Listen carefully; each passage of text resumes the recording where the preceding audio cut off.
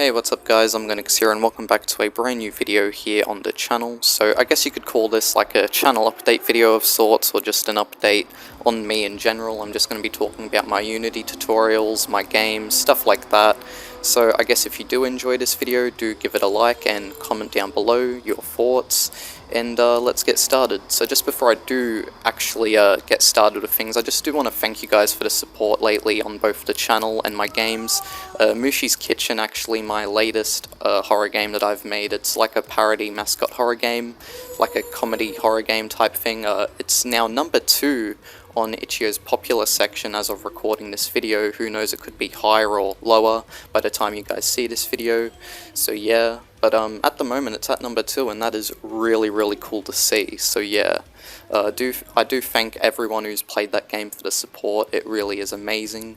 And yeah, now how about we just get on with this video.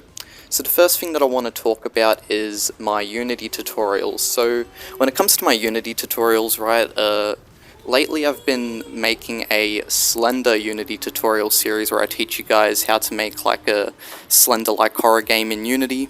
And recently I actually taught you guys how to do the AI for that Slender as well. And I'm going to be honest with you guys, when I started doing that tutorial series, I've kind of been very anxious, because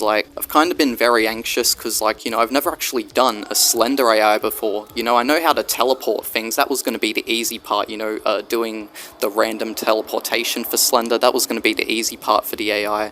But when it came to like the actual detection of the player, I thought that was going to be somewhat easy too. So when it came down to it, even though I've never done a Slender AI before doing it, I was anxious, but also somewhat confident as well. So I was like 50% anxious, 50% confident.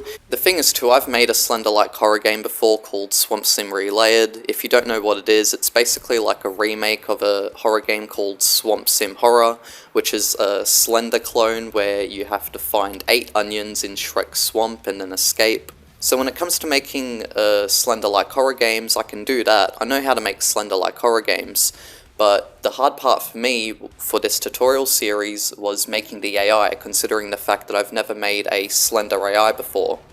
For Swamp Sim Relayered, all I did for that was you have Shrek, who starts off chasing the player very slowly, but then as you pick up more onions, he gets faster over time, and then, you know, he'll be able to jump scare the player if he gets close enough at some point. So yeah, when it comes to making the Slender-like horror game, that's the easy part. It's just doing the AI for it, which is the hard part. Something I want to start doing more of as well is more advanced tutorials, because at the moment I do more basic or simple tutorials for you guys to understand. I think there has been a couple times in the past before where I've done tutorials on sort of the more advanced end of things, but yeah, generally a lot of my tutorials are more easier to understand. They're more basic, which is why I include the word basic in a lot of my tutorials titles. So when it comes to making more advanced tutorials, one of the main reasons as to why I don't do them is because of time constraints and stuff like that, because I might not want to dedicate as much time into making a Unity tutorial as I do working on my games, for example. And so when it came to the time of making the Slender AI, right, it was in part 5 of my Slender AI tutorial series, I mean my Slender-like horror game tutorial series. And let me just tell you guys, it was hell. You know, at first it was going all fine and dandy, but then when it came to like the detection of Slender, yeah, things didn't go very well. So at first I think I tried raycasting at first, and the thing with raycasting, right, is like, so it like shoots a direct line from the player's camera, and then whenever that line hits Slender, that's when the detection will take place. And anyways, since that line is so thin, right, if you're not directly looking at Slender, then the detection isn't going to work. So even if you are technically looking at him, but he's not in the middle of your screen, then yeah, he won't be detected. So raycasting, I decided not to do that. And I mean, there are other ways you could do Slender detection with raycasting as well. And I've actually seen a few people recommend raycasting for the Slender AI detection, and you know, I've sort of been like, oh no, don't use raycasting because it won't work. But now I've actually been thinking about it, and there are certain ways you could actually implement raycasting maybe. Like, you could still use the method of detection that I use in my tutorial, but then you could add like a raycasting layer over that maybe, something like that. you guys will probably know what I mean, maybe. I could go into further detail about it, but I just kind of want to move on. I will maybe make like an updated tutorial in the future on how to do a better Slender AI though, since even though the one I did make does work and it does do what it needs to do, it doesn't work the best, and here's why. So basically, whilst the whole AI in general, you know, works how it's meant to work, the one issue it does have is that you can like look through walls and stuff like that, and yeah, that's when yeah, that's the one thing that really pissed me off about that and really made me anxious about releasing that video. Yeah, I was really anxious about releasing that video because I didn't know how it was going to be received, but a lot of you guys did receive it well, which is really good. And I did also add in a bit near the start of the video so then you guys were fully aware that, you know, it can actually be detected through the walls. However, of course, you guys can rework this script yourselves so then you guys can actually get it to work how you want it to work, because my tutorials are just a guide after all. You don't have to follow them exactly. I mean, at first follow them exactly so then you're not getting anything wrong, but then you can make edits afterwards to then, you know, do what you want to do, you know? So yeah. So yeah, when it comes to my tutorials as well, I want to start doing tutorials where I actually know 100% what I'm doing for them. There have been a few tutorials I've done before, such as the Slender AI one, where I would make it and I wouldn't actually fully 100% know what I'm doing. I'm basically teaching myself as I'm making the tutorial on how to do it. There's actually been a few other tutorials where I've done that as well, like the pick up and drop and throw object tutorial. I learned how to do that on the day, and then I, like, you know, made the video and boom, put it out there when it was all edited and stuff. And you might be thinking, you know, how do I learn these things so quickly? Do I watch Unity tutorials and stuff myself?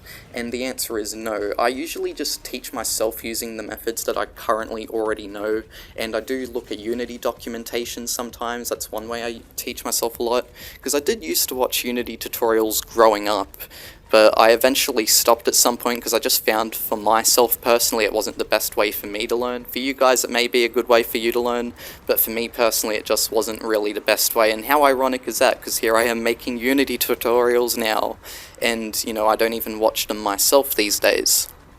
But yeah, so whenever I have a problem in Unity with scripting or whatever, I'll usually just Google that problem and see if anybody has like a solution, and if anyone has a solution I could maybe use a bit of that or whatever, and you know, yeah, or just get an idea of what I could do for myself.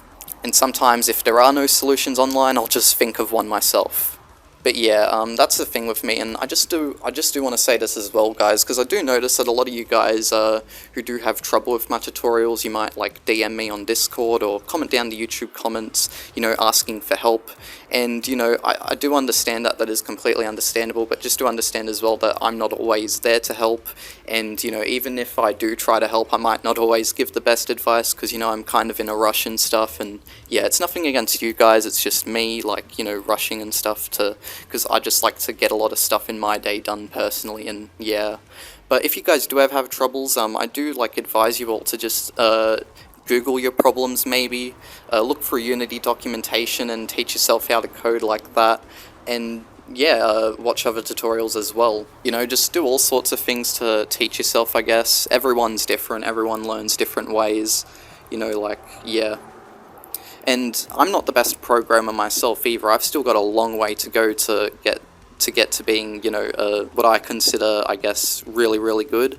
Because, you know, there's been plenty of times where I'd think, you know, like, oh yeah, I'm so good, but then I'll learn something that's like, oh damn, this just makes me feel like when I look back at myself from months ago, for example, you know, I just look back at myself and see myself as a lot less experienced than I am now, and that's a really good thing too. If you can look back on yourself, like in the future, right, like if you can look back at yourself in the past and then think to yourself, wow, I was so inexperienced then compared to now, that is a really good thing, because that goes to show that you've improved a lot.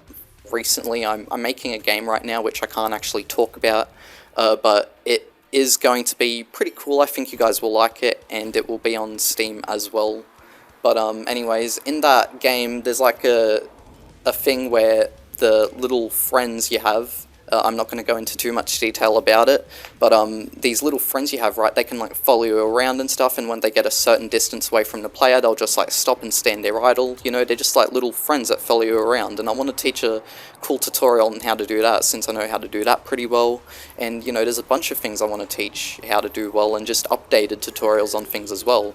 I just keep on putting them aside, especially when like I want to do tutorials which I know are going to do well as well, because there's some tutorials that I've wanted to do before, but then I'd think to myself, I don't know if that's going to do well, and if people are going to watch that, so I'm just not going to do it, you know.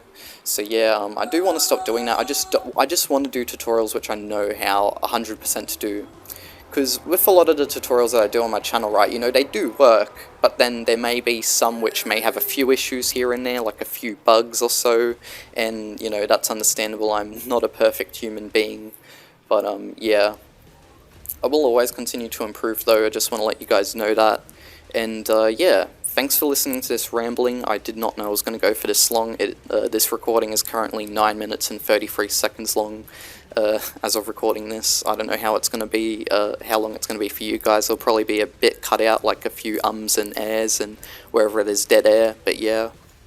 So anyways guys, that is basically the end of this video. There might be a bit more that I wanted to talk about, but I forgot to talk about.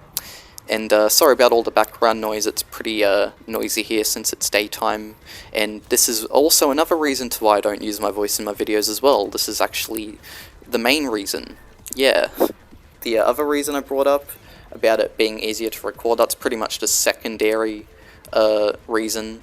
But yeah, that's the main reason, is all the loud noise and stuff. So yeah, anyways guys, I'll see you all next time, and bye-bye.